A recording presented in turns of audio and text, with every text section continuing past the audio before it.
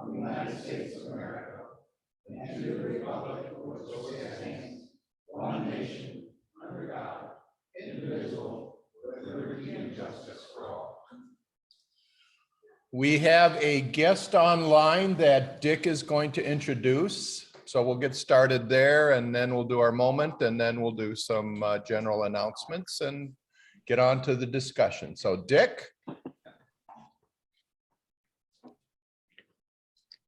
Hi, Rhea. Our guest today, and you saw it in the Kevin's announcement, is Rhea Hogdson. And Rhea Hogdson is the program director for the Music Makers.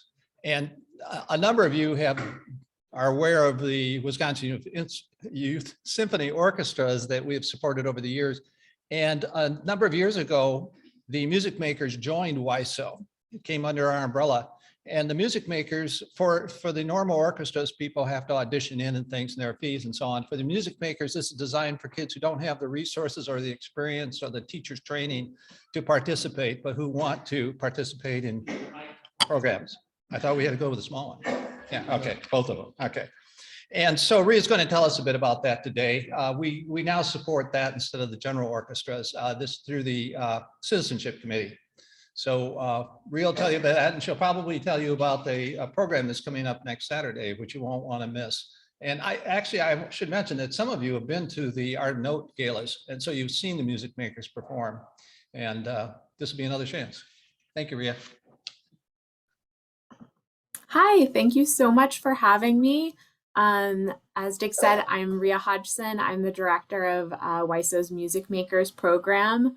I'm going to share my screen and tell you a little bit more about what we do. Unfortunately, I can't see you when that happens, so just send me a chat or get on the mic if I need to change anything sound-wise.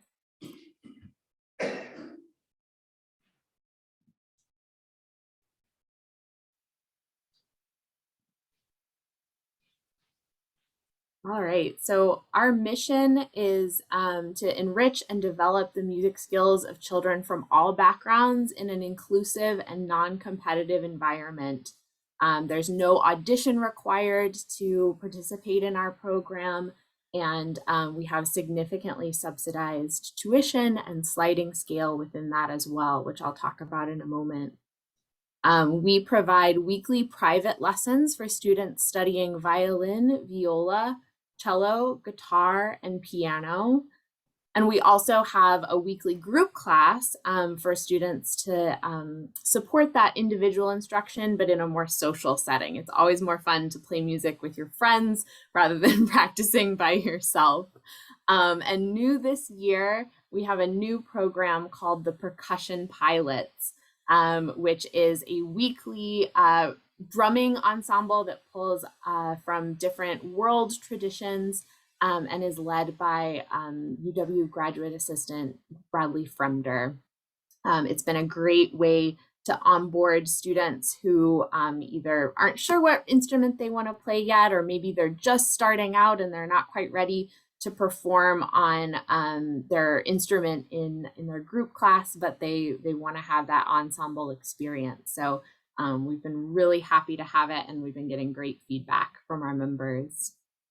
Beyond just the private and group instruction, we also provide every student with a high quality instrument, sheet music as their teachers assign it, any supplies or accessories they might need. So that's like new strings or a shoulder rest, or if you're playing the cello, like a rock stop, the thing that keeps your cello from sliding away from you on a wood floor, just anything that a student might need. We also provide our students with a number of performance opportunities every year. That includes a group concert and a solo recital, as well as community performances like the annual MLK community dinner and El Dia de los Niños. We also are so lucky to have visits from different guest artists as they come through town. Of course, this has been a little bit different in the pandemic, but I'll talk about that in a second as well. So as any of you know who might have young people in your life that are studying music right now, or who might know this from your own study, it is tremendously expensive to study a musical instrument.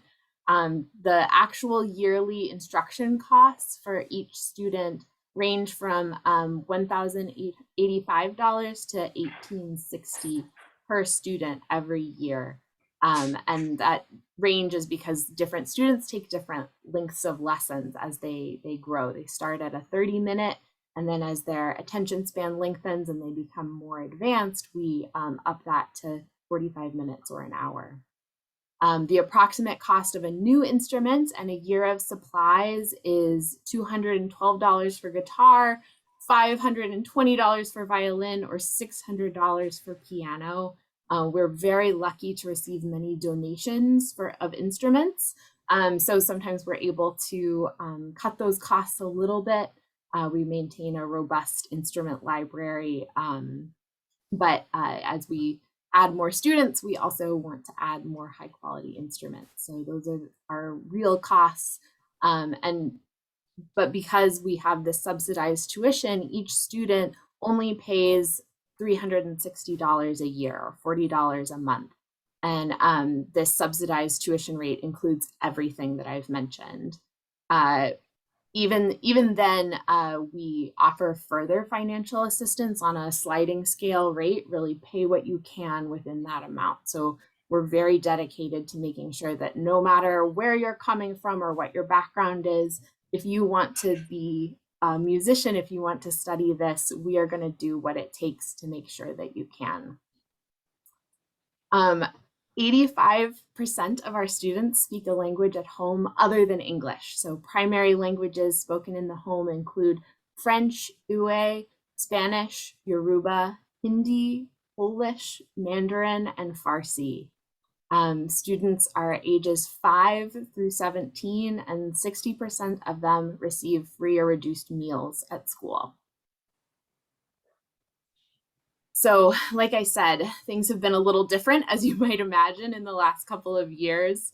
When in March 2020, we pivoted, like so many others, to make sure that our students kept getting that instruction in a safe way.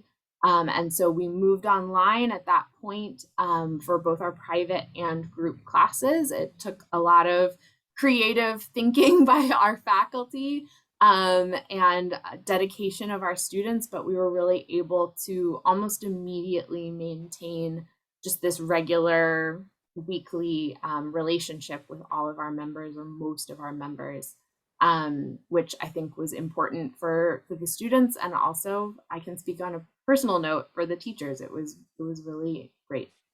There were certainly challenges, and so especially for those really young students, in the fall of 2020, we decided that we needed to make sure that our youngest violin class was getting instruction in person. So we found a way to meet at the Monona United Methodist Church. They were really generous to give us a space to teach in outside of our own homes, but still be able to have distanced, masked lessons with young just a small number of young students while everything else stayed online.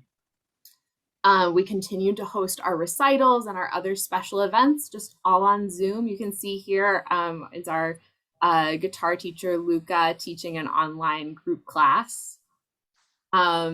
And now I'm very happy to say that in 2021, September, we moved back primarily in person. We've still used Zoom as a tool to make sure that instruction continues if need be, but more than, I would say, 90% of our instruction is now happening in person, masked. And so far, knock on wood, we are 1 week from the end of the semester, and it has been very safe. So you can see here some pictures from our recent solo recital and a quartet performing as well. I'm gonna share one of our youngest students from that recital. It's a pretty quick one.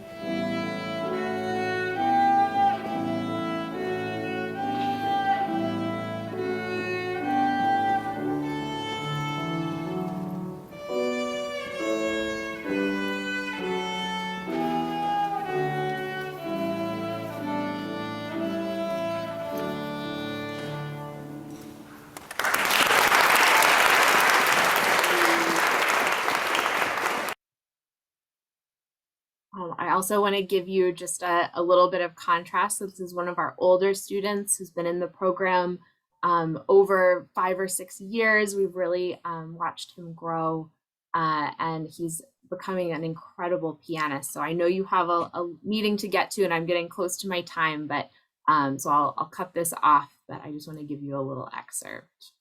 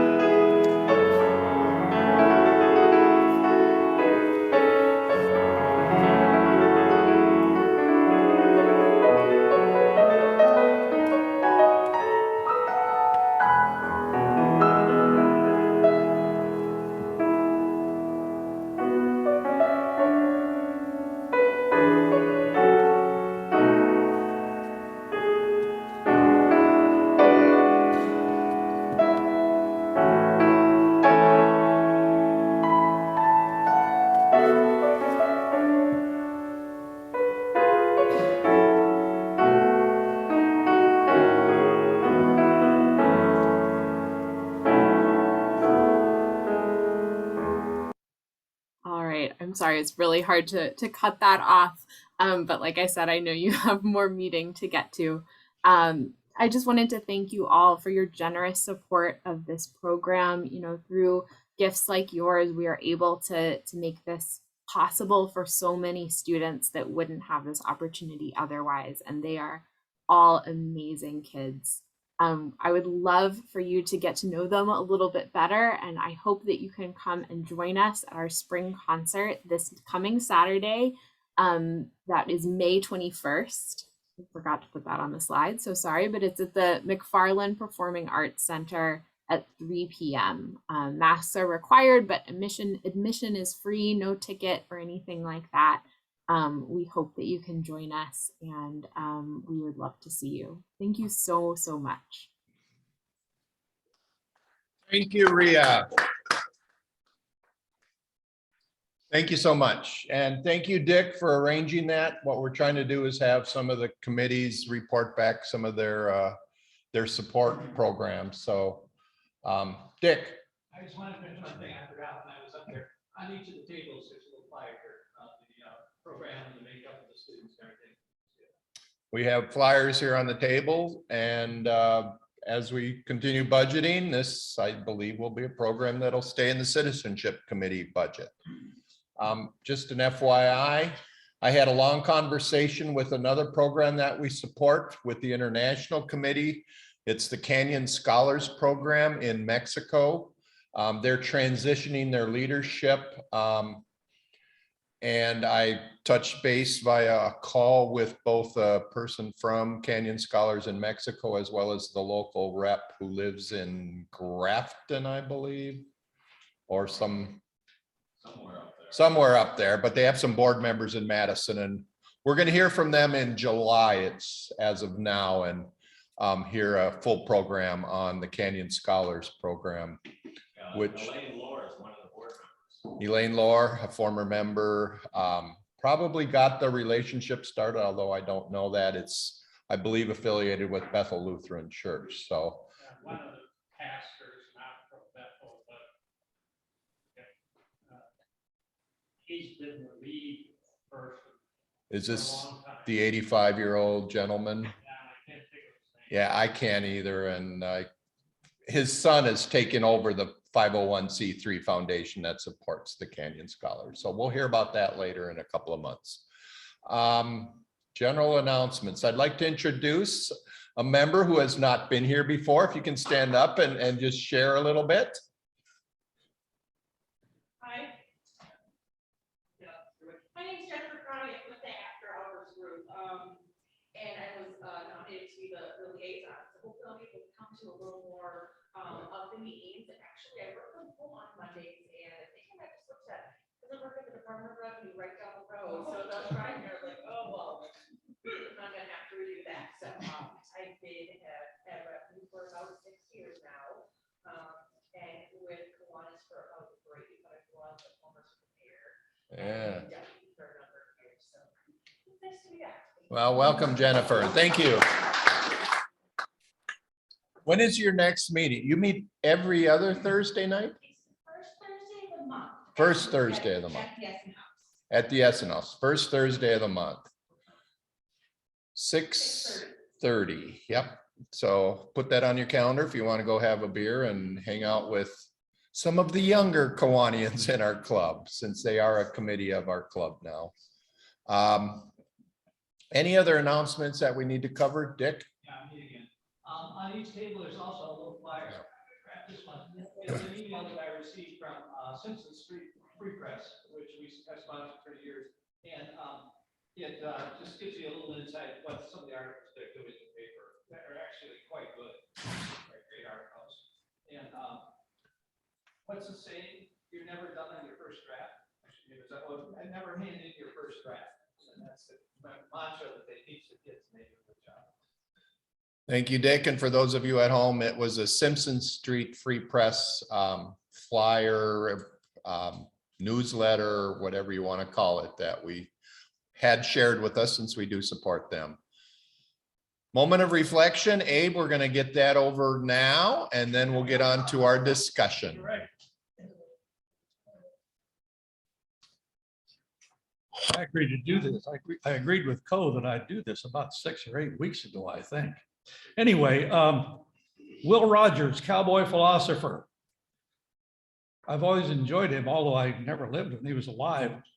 He died in 1935 in a plane crash in the Alaskan bush.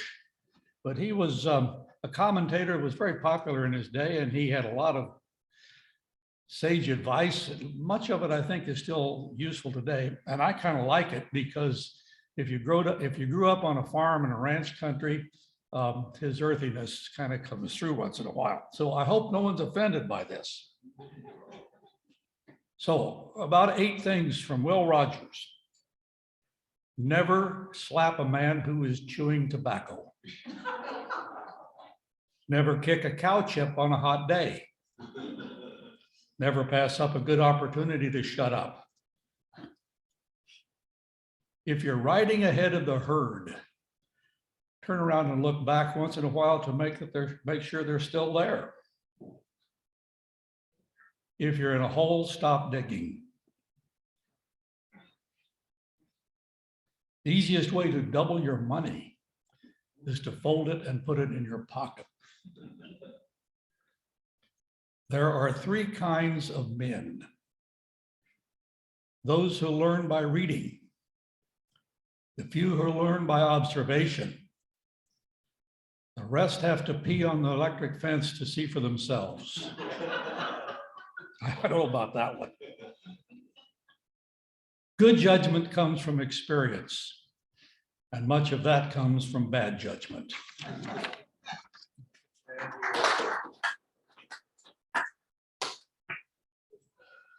So I believe we have 16 members present. Thank you all for coming. And at home, we're up to 1, 2, 3, 4 members. And Ron, thank you for attending.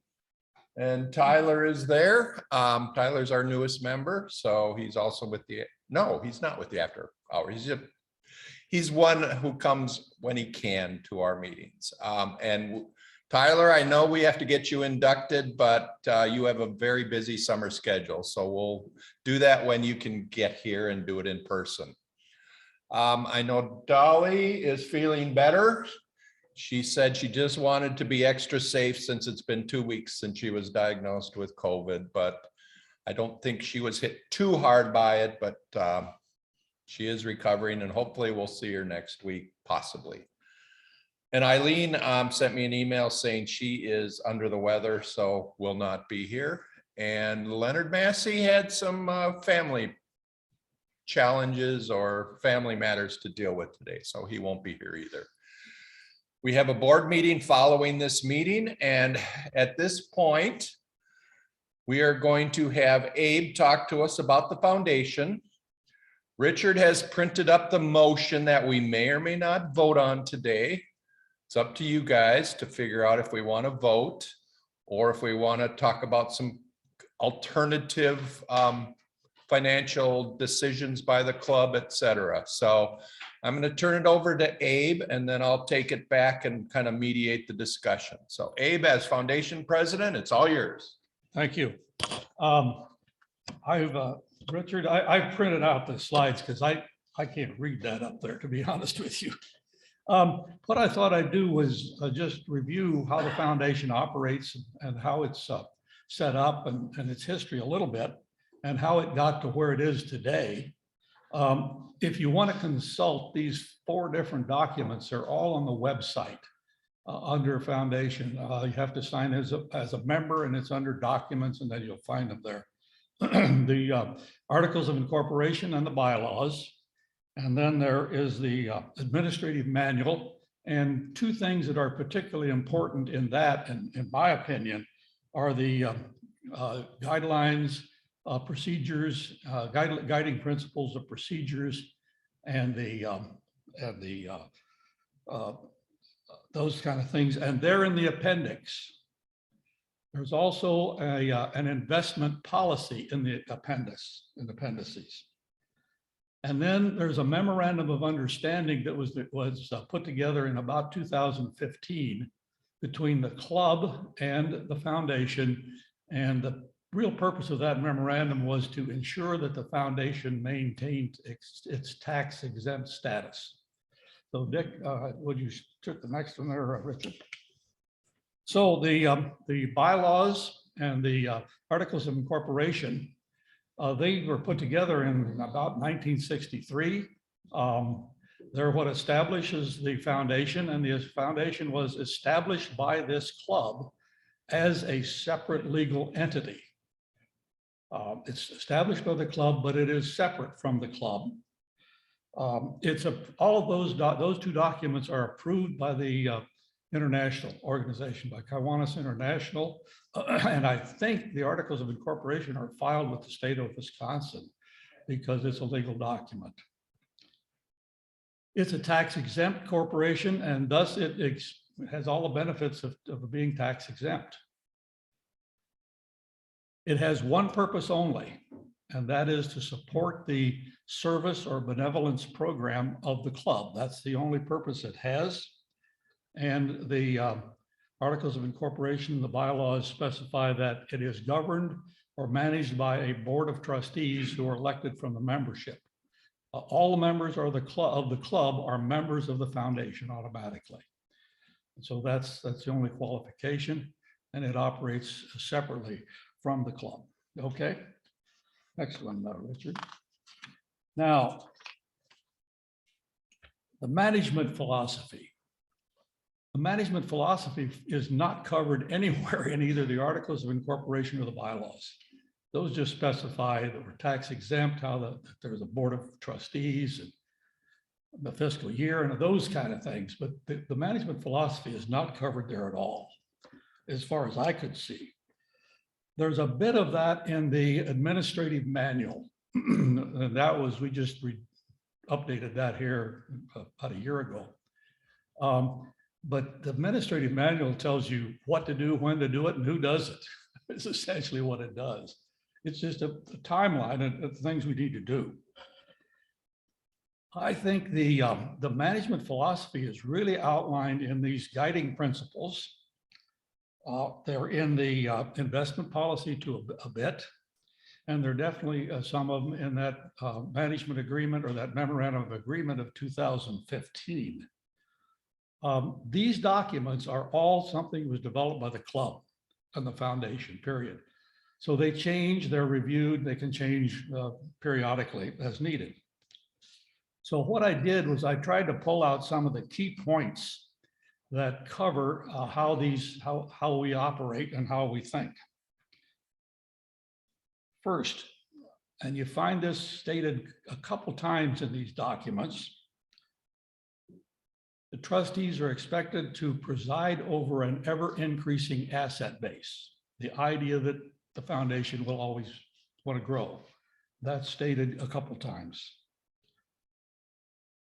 It's a couple times it's stated that the benevolence budget or the service budget is obtained from the earnings of the foundation.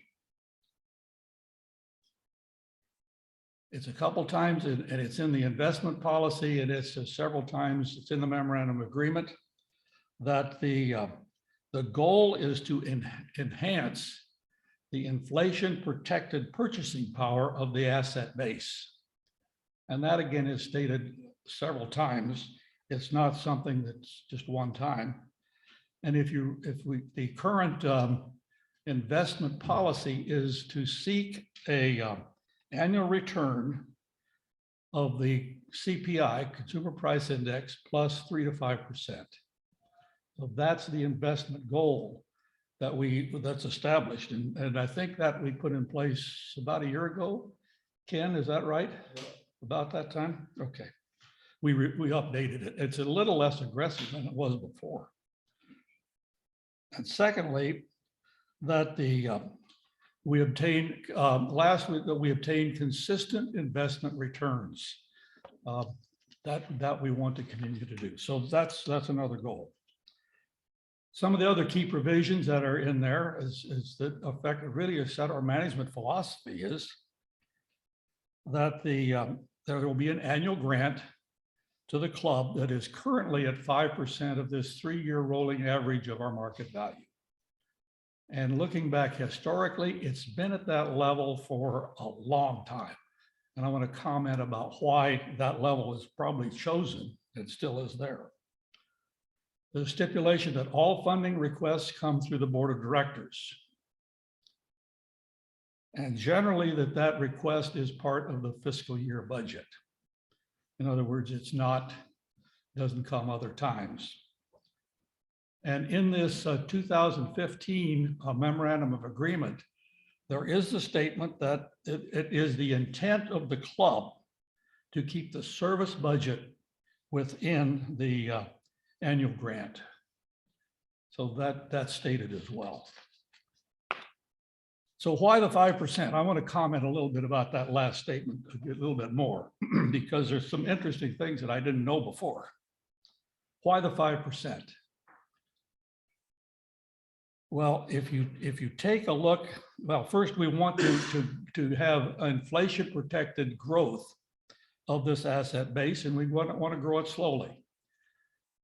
That's one reason is at 5%. If you look at all kinds of other permanent trusts, the general payout of those trusts is 4 to 5%. And that's just a broad historical figure that you run onto everywhere you look. And lastly, we look at our clubs, our foundations, rate of investment return. And if you look at that since date of inception, which is actually 1993, because that's when US Bank started working with us and we could actually get this number before they didn't give it to us. I couldn't find it anywhere. But in 1993, since then, our investment return as of the 1st of January or the end of December last year was 7.23%. Now, that basically what they're doing is they're looking at, they manage a certain amount of money for a certain amount of time, and that's to get the return on it, and they look at that historically. It's been as low, and this is only figure I can find as far back as I can find it, you could probably find their reports. But in 2015 in March, it was 6.15. Now that number is extremely sensitive to what's happening in the markets. Between the 1st of January and the 31st of March this year, it dropped from 7.23 down to 6.98. It dropped 25 basis points. It's lower than that now. It's very sensitive. It goes up and down with the markets. So I want to make a few comments about this idea that the club intends to stay within its annual grant. And I understand why that's been the case for, except for one time that I could find back to 1984. It's very difficult. Well, basically, if the club asks the foundation for more money, extra times outside of the regular budget cycle, and it's not part of the annual grant, then the foundation trustees are in the awkward position of actually making a decision whether the club spends money or not. And that's not the role of the foundation. It's just not how they're set, how it's set up to operate. So I think that's why over time, the annual grant is in its place. I think I'm ready for the next one there, Dick. Rich, okay. All right, the next one is, what is that? No, it's not that one. It's the one that's about, gives all the annual grants, the history of the annual grants. Next one, keep going. There you go. In 1984, and I thank Stan Cravens for sending me this. There was a task force appointed by the club in 2005, 2006 called Ensuring Kiwanis Service for the Future in Madison. I didn't even know it existed. I heard reference, I saw reference to it a little bit on the website. I had no idea what it was. In that report, it goes back and was anybody here on that task force? Ed, were you on that?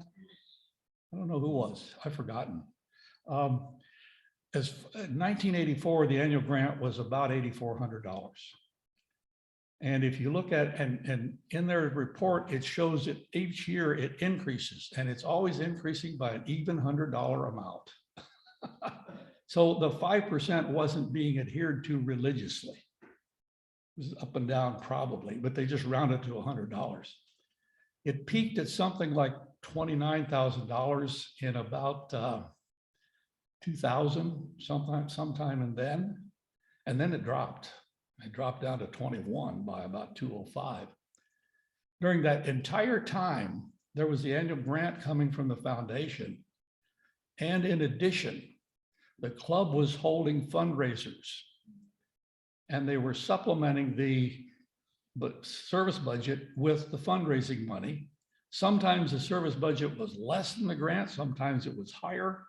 Sometimes some of the money went into the foundation.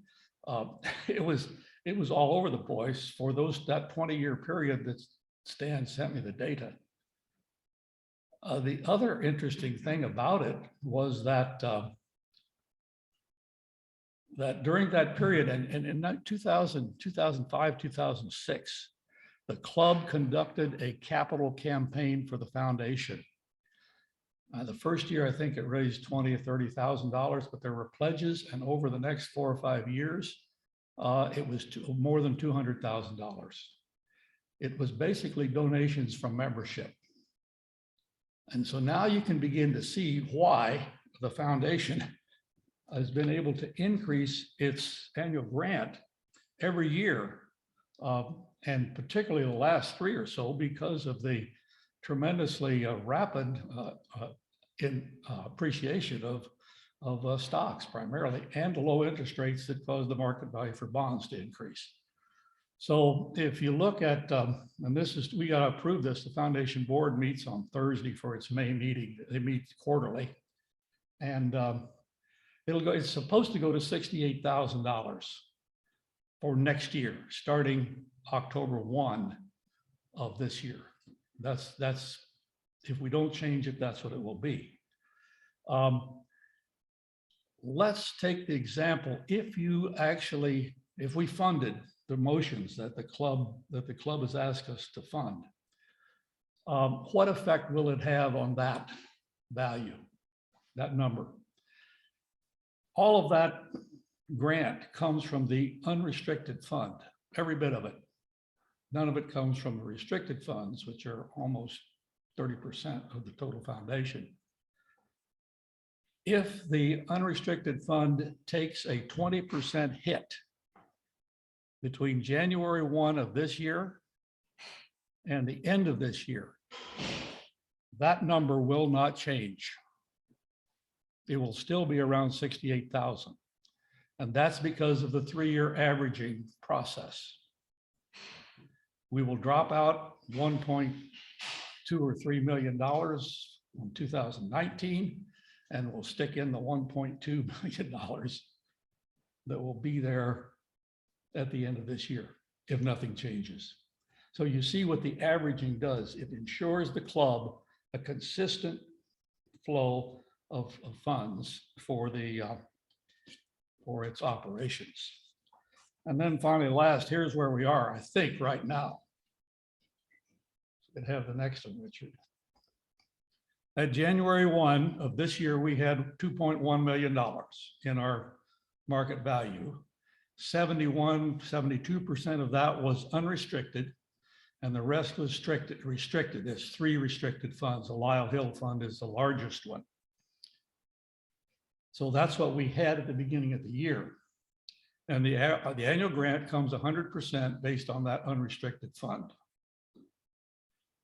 On the 31st of March, our market value was down 4.85%.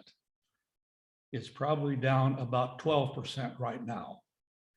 The Dow Jones for this year is down 12%. The S&P is down, what, 16? The NASDAQ is down 25. And bonds, all the fixed income, are down 6 to 8%, depending on what the term of the bonds is. But the bonds will drop as interest rates go up. That's what happens. So I think that's my overview, Kevin. It's been a little longer, but hopefully it was useful. Questions of? Yeah, questions to Cole. I'm just wondering, I saw the grant that was given to the Miracle League originally. I didn't comment about that one. Yeah, go back to it, Richard, if you can, one back. That is the only time that I can find in the records going back to 1984 when there has been a grant from the foundation that was not part of the annual grant.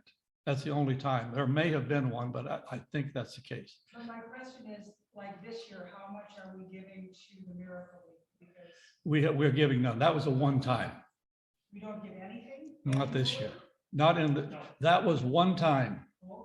I think the question is to the club and not to the foundation. Okay, go ahead.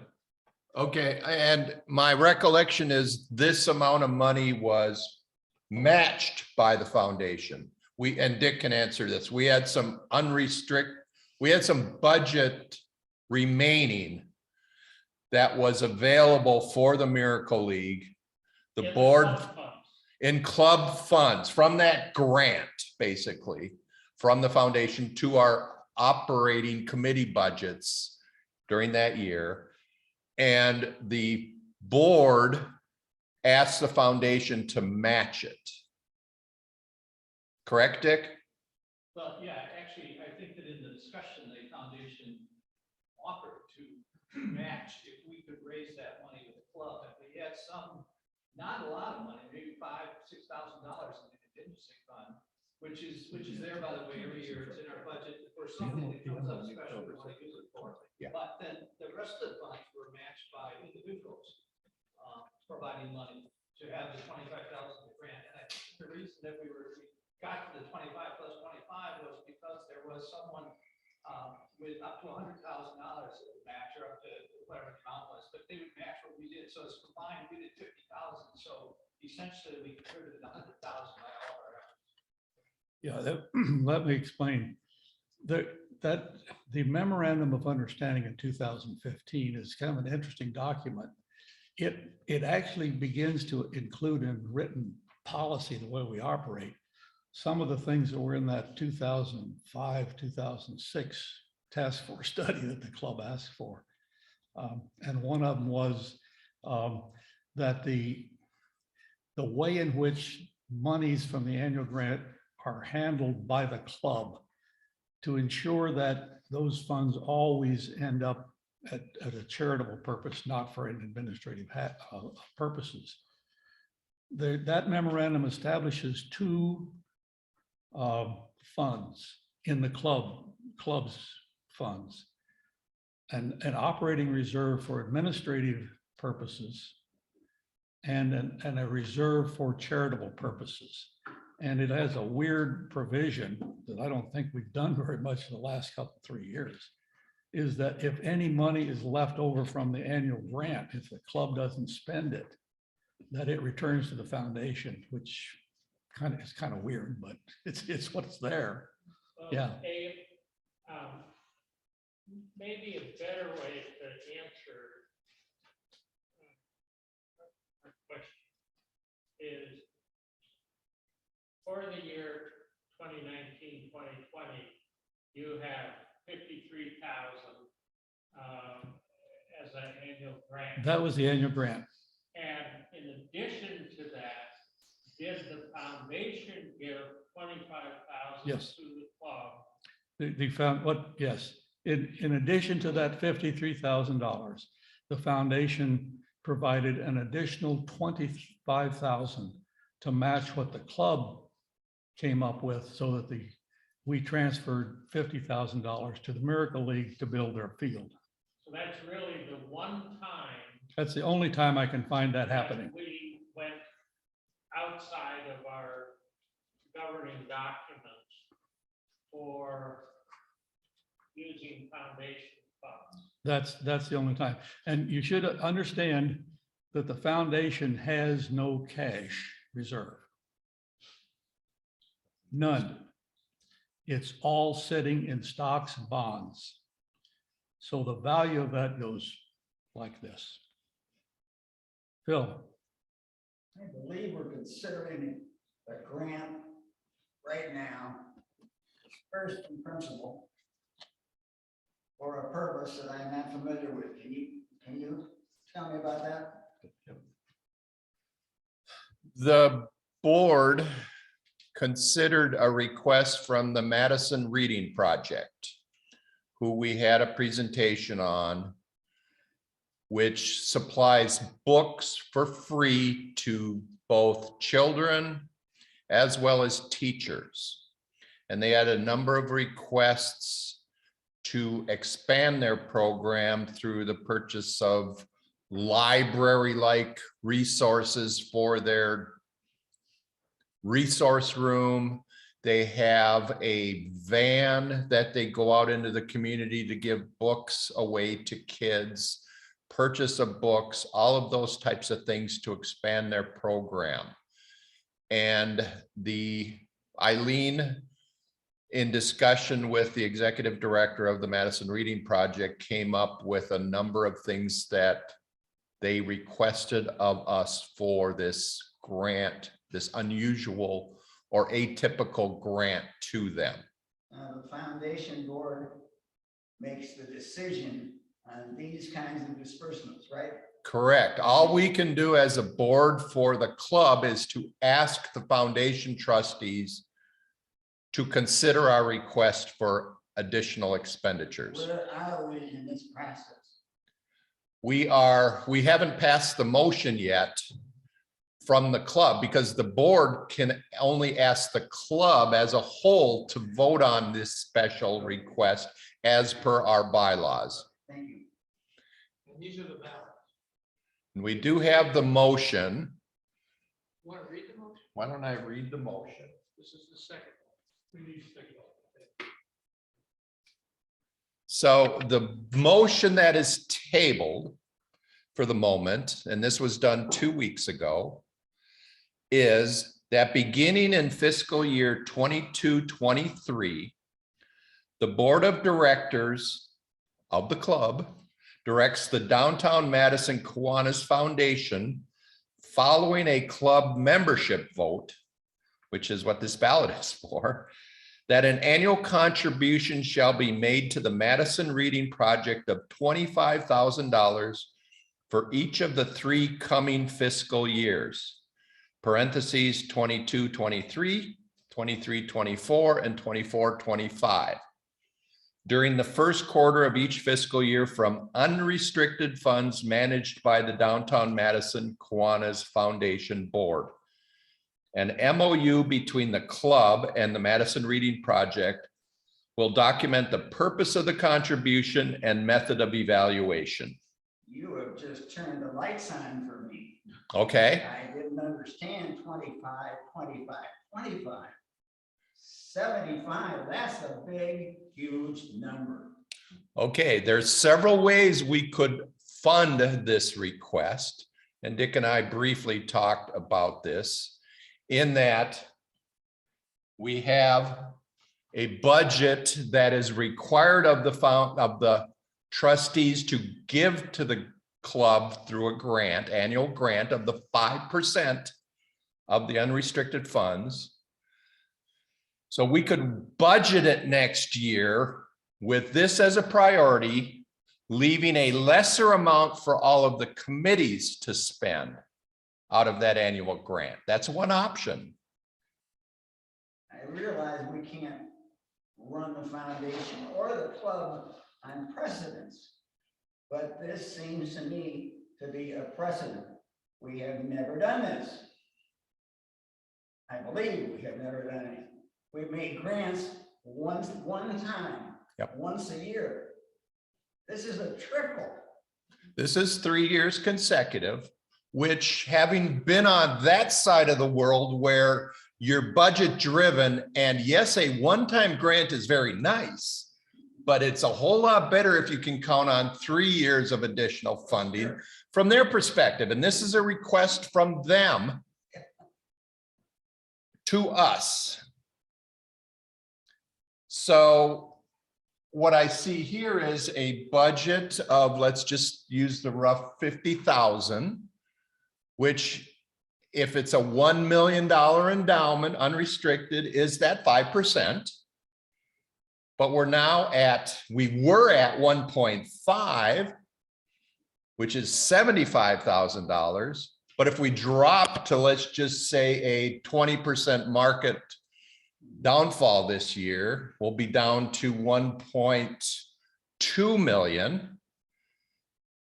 I'm just throwing out some hypothetical numbers at the end of this year, which are compounded by this 3-year averaging. So even though it drops to 1.2 for 1 year, we still have the previous 2 years to figure into that 5% figure, which makes it really hard to compute how much money is 5% each year when it's a rolling average. Does everybody understand that part of it? One member's view. That's what we're asking I for. believe this is too much. We ought to reconsider. Okay, that's one person, and I appreciate everybody's opinion on this. This is a club decision. Back to my quick calculations here. Even last year, this current year, 21-22, 61,000 is less than 5%. If it was at a running average of 1.5 million, and I do not know what the.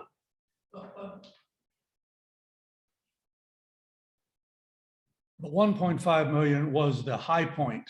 Yeah. The year before it was 1.4, because see, we had a 15% gain between the 2 fiscal years. We had a 17% fiscal gain the previous year. So the last 3 years, we have had unprecedented appreciation of asset values. Now they're turning the other way because all of a sudden we have inflation and interest rates are going up. So this is a cycle. And the whole reason the investment policy is set up and this distribution is set up is so that first you tend to preserve your asset base and you guarantee a fairly steady supply of funds to the club to use for whatever purpose the club decides to use them. The trustees say nothing about that.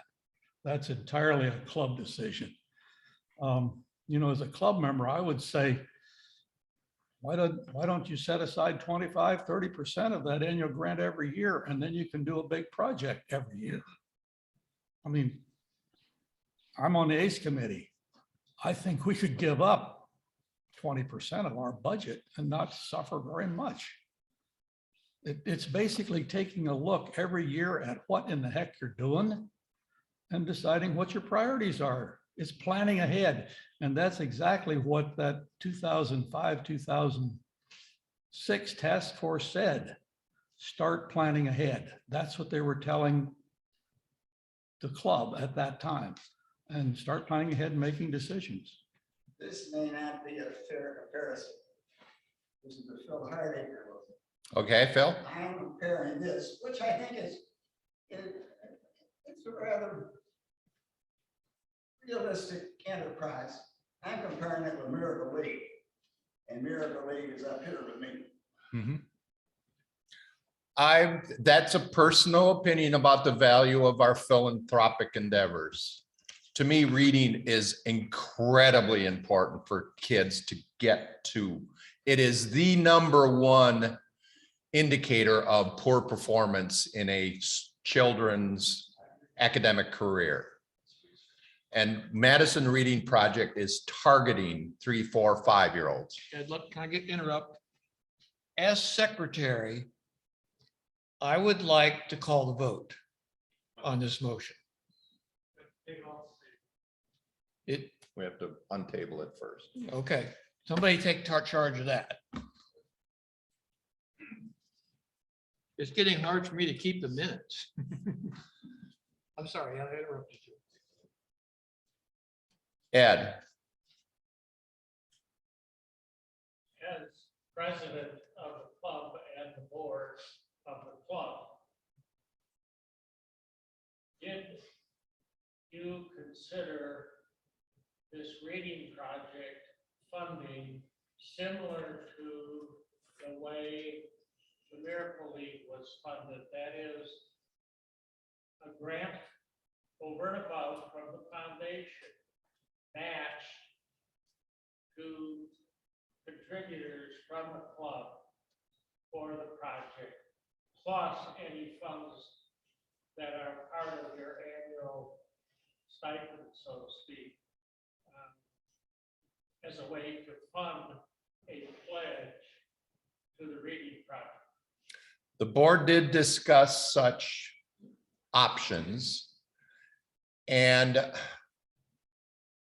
as you know, this was put forth by one board member, a past president, who was insistent, and everybody on the board can help me with this, that she wanted the foundation, and I hate to put words in her mouth, but she chose not to be here because of some medical issues today, that the foundation had not been upholding its part in contributions to the club. That's the way I read Eileen's position. Anybody disagree? And she actually removed a motion for even more money. Dick? No, but I don't think we should talk about that. That's why I'm very hesitant to talk about her motive. But we have compromised, or at least the board has, in removing the larger request for this fiscal year and substituted this motion that Richard can share with you. Any other Would someone like to comments? untable the motion? I want to piggyback on what Dave said earlier, and I was gonna bring this up, but we kind of wait. Yeah.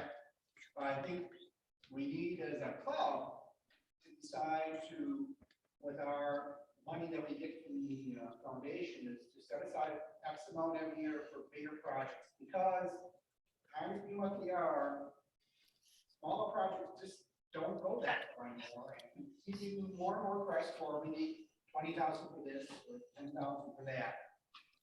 And we need to set aside, I think, a portion of our allotment every year for bigger projects. Partly because that's what organizations do. I mean, we had the, in the past, we had the IDD, the iodine deficiency syndrome. We had another one, I can't think of what it was, that we ended up raising a large amount of money for computers, some other ones. So these things are coming up, and now they're coming up more frequently. So I think it's time to we as a club decide less money for service committee projects as such, and we set aside $20,000, $30,000 for these bigger projects that seem to be coming up more often. That way, situations that are coming up now aren't a problem because we got the money sitting there. So. And it would come out of the grant, the annual grant from the foundation. The other option on that too is you could say we have whatever 2 million we have. Out of that, we take another percentage, say $1 million, and out of that, we will agree, this is complicated, sorry, that we'll take 10% of that $1 million, $10,000 every year for 5 years. 1%. Or 1%, sorry, or 5%. And then you build it up to $50,000 after 5 years, you do one big project. Wait another 5 years, build it up to another $50,000, and do another big project. So you're not hopefully affecting the whole balance of the foundation money, but a smaller percentage of it. So basically, you've got 2 million of the foundation, you only use $500,000. 10 years Now would be that 84. 1%. Build it up over 5 years, you got a big chunk of change, you can do a big. I do want to point out that in 2 5-year periods, the average age of the club will be 84. And really part of the instigation of this discussion at the board was, where is the club headed in 10 years? Well, we have Who's that- going to be here to run it? We got the subcommittee, the after hours people will be running this. That we'll be happy to see them. Yeah, I mean, part of it is for legacy. I mean, these are ways I think of getting more money out of these bigger projects. So we're getting more and more of them as time goes We really need to get. It's 1 o'clock. We're running Yep. overtime. We're really discussing a fundamental management position. And the foundation can change. I mean, its management philosophy is flexible. It can change. But the basic question is, does this club want a foundation to exist in the future? And do you still subscribe to the idea that you want to preserve the asset base and have it grow slowly? If not, you can reverse and say, we're going to spend 8% every year, or we're going to spend 9% every year. And what's going to happen? Over time, an investment cycle of 5 to 20 years, that's how long they are. Over time, your asset base will go there and your Maybe. annual grant will go there down. Maybe. That's what happens, Kevin. It's any investment philosophy of It's past performance. investment philosophy. You use past performance. That's what industries have done since the inception of these kind of charitable foundations. That's what every one of them does. They've used those numbers, and that's all we're doing. Mhm. Jim, Yeah, I got a point of information here. I wasn't here last week when you tabled it, but, 2 weeks ago it was tabled. or 2 weeks ago, I wasn't here then either, but. There was no vote Lift it by, off the table as a motion. there was no vote by the board to table. It was club. It was club, yeah. I'm a secretary. Nobody told me to write down anything. Well, how do we know it's tabled? Yeah. on. No, it was tabled by both of the members. Membership on May 2nd here. I was not here either, so I don't, Yeah. What I'm asking is, since You I weren't. wasn't here. Yeah. Am I authorized to move? Yes. To untable? Yes. Okay, I do so. Is there a second? Co. Repeat that. We have a motion that has been seconded to untable this motion to spend $25,000 over the next 3 years, Then we can vote on it. starting next fiscal year. As he read the motion, and you'll get a copy of if we proceed to a vote. Why can't we have it before we proceed to the vote? Well, I'll be happy to pass the ballots out. Well, you read it. You can read it, yeah. We just Yeah. read it before Go ahead, the ballots. pass them out. I've got one. Why don't you read it again? Dick? We haven't voted to take out. No, I'm just doing some procedural here. I said we had a motion, we have a second. This is discussion of the motion to table, untable. Any discussion? You don't need discussion, just vote on it. I can call for discussion if I want to. That's, to me, Robert's Rules of Order. Hearing no discussion, all in favor of untabling the motion that Richard is sharing, raise your hand. We'll do it the easiest way. Say it again. Untable the motion so we can vote on it. 6, 7, 8, 9. I don't know at home what's going on. I see 1, 2, 10, 11. Okay. All opposed to untabling, raise your hand. I count 4. So the motion is on in front of this body right now. Not yet, I haven't gotten it. Since the motion is from the board, according to Robert rules, it does not need a motion and a second because it's coming from the board to the general membership. So we now can discuss the motion as written. Any discussion? We've had opinions rendered. Point of information. Point of information. So we're talking 25,000 for 3 years plus $40,000 for this. No, this is only for the next 3 years. The 40,000 original motion was withdrawn. That was from this fiscal year.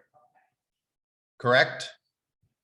The 40 was withdrawn. So it's $25,000 a year for 3 years. Out of, the way I read this, out of the grant from the foundation. No, it's not worded that way. I know, but we have to interpret it somehow. No, I think it was. In addition to? Money from the foundation. Ah. That's what made it controversial. But it doesn't say that. That was the intent. Do we need an amendment to make sure? I think we do. It's up to you guys. I'm just facilitating this discussion. You would then- We had a hand from Ken. Well, I'm reading it that you're directing a foundation to put $25,000 for this reading program for 3 years, Each of 3 years. each of 3 years. Yep. And when I read this, I'm gonna give you got 5% is 68,000 minus 25. It's 43 goes to the club, 25 goes to the reading program. That's what this says. That's the way I would interpret it too, unless we want to amend it. That's easy. And our committee budgets have been roughly 50,000. So it would take a little bit of cutting from the committee budgets if this motion passes as interpreted by your president and our treasurer from the foundation. Phil. I have no problem with the validity of the project we're looking at. It sounds to me like it's a very good project and something we'd like to fund. My problem comes with size. I just think it's too much against what we have and our pattern of giving over a period of a decade or more. Go. But Kevin, you explained that this might be a new way of looking at giving, you know, as some of the sort of big service projects. Yep. So to me, this would be sort of an experiment. In 3 years, we'd have to, How that would work. yep, And if we don't try it, we're never gonna know whether that's a good idea and whether we will do more of these larger projects in the future. I agree. This is perhaps could be viewed as a pilot for the club to change how we give away our money.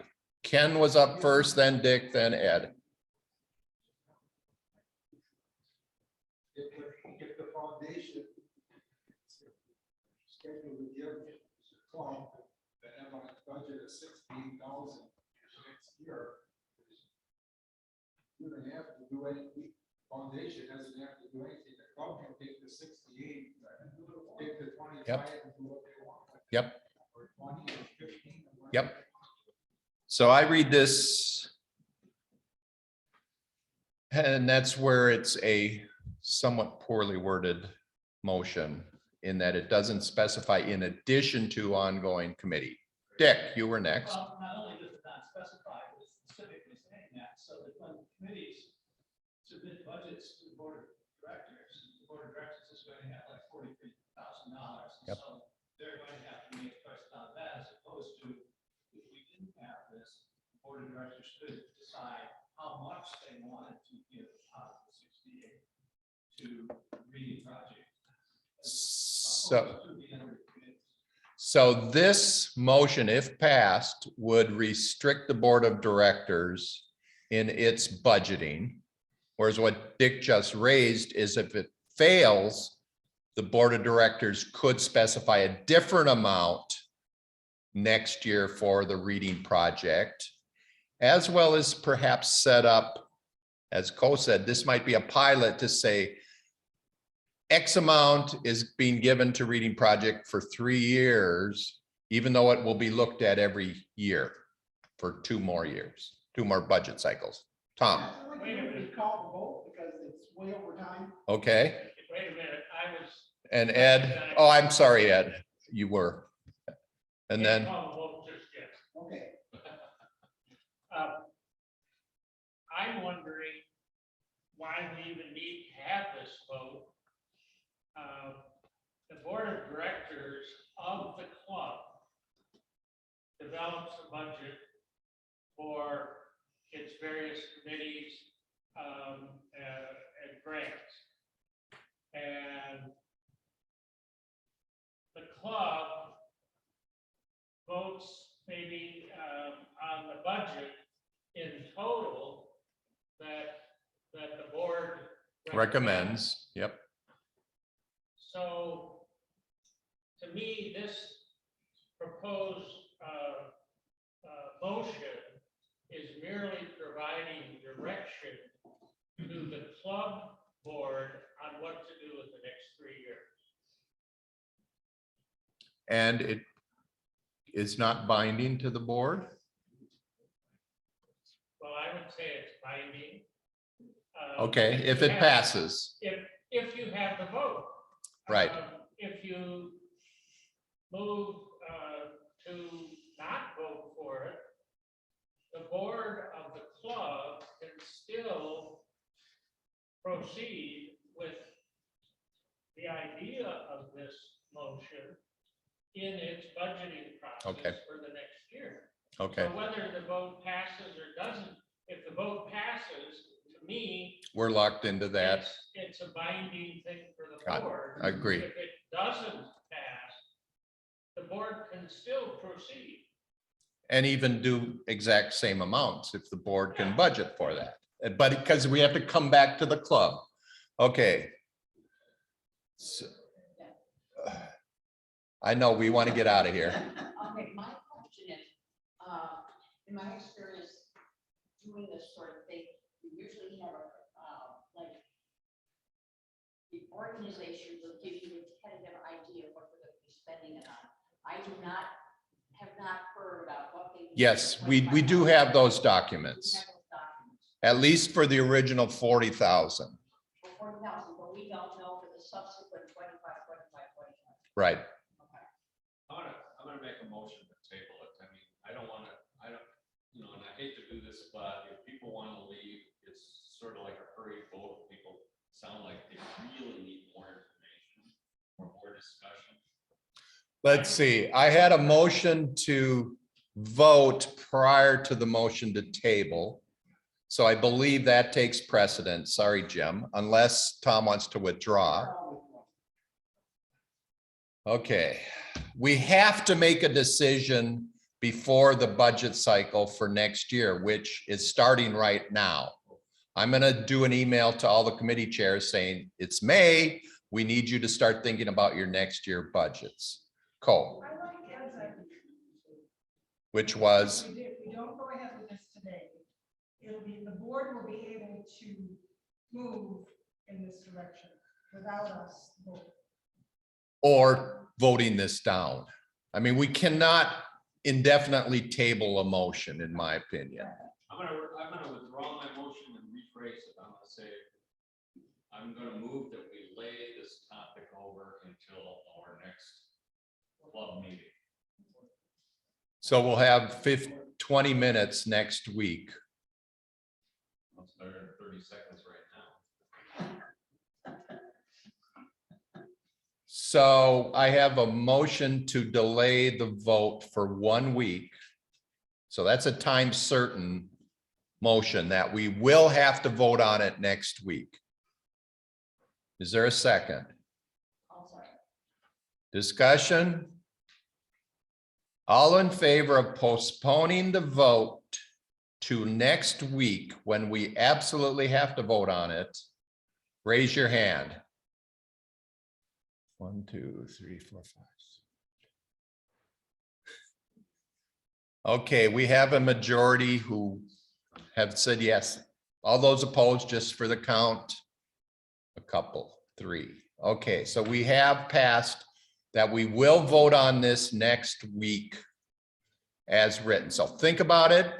Email me questions, which I have gotten in the past, and we will vote on this next week. We do have a board meeting, but we won't have a quorum for it, but we'll at least discuss. Abe, final comment? As written, this motion is very confusing to me. Yeah. I thought the original motion was that the club wanted the foundation to continue the 5% and add another 25,000. You're exactly right. That's exactly the intent of this. That's exactly the intent of this motion to the secretary. Okay. But it was, That is not the way we. It's not written. It's not written. so consider amending the motion for next week, if that is the intent. Richard, Eileen, board members, we'll talk about this after the board meeting or at the board meeting. Okay, any other comments? Thank you all for staying extra. This is important precedents we're setting here. Thank you, Phil, and everybody else who made comments. This is important. Thank you. And we are adjourned. Your letter summary that goes out